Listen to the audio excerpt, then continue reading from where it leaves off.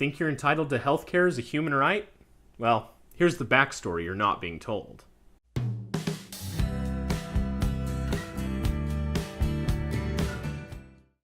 No, healthcare is not a right.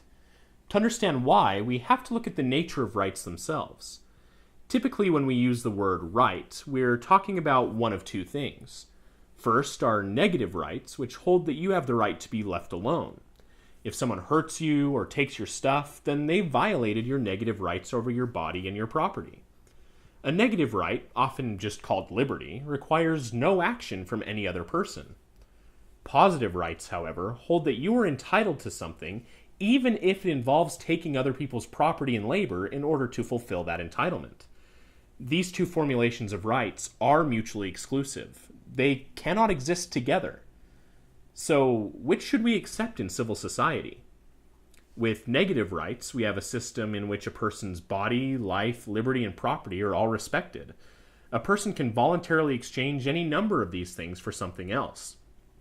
They can exchange a portion of their life by selling hours of their labor in exchange for property in the form of wages. Or they can exchange a portion of their liberty through a voluntary contract that may limit what they can do, so long as the other party upholds their end of the contract, whatever those terms may be. In a system of negative rights, each of us is free to do as we wish, so long as we do not violate another person's body, property, or our own contractual obligations. In a system of positive rights, people can claim entitlement to pretty much anything, and force and theft will be used to fulfill those entitlements. So, back to the question at hand.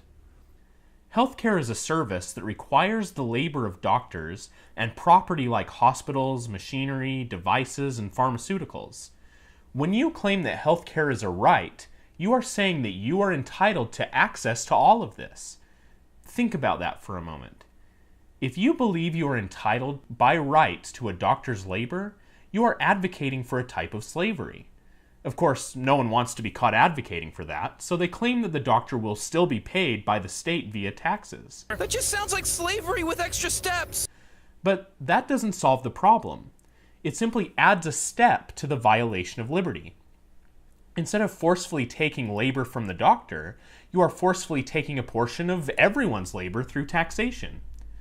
A positive right to health care, or anything else, requires force and theft, and is therefore incompatible with civil society. Liberty, which is the right to your own body and no one else's, is the moral alternative. And that's the backstory.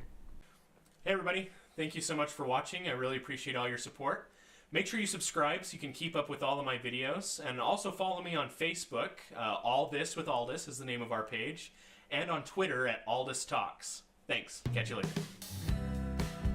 Sweet, I like that.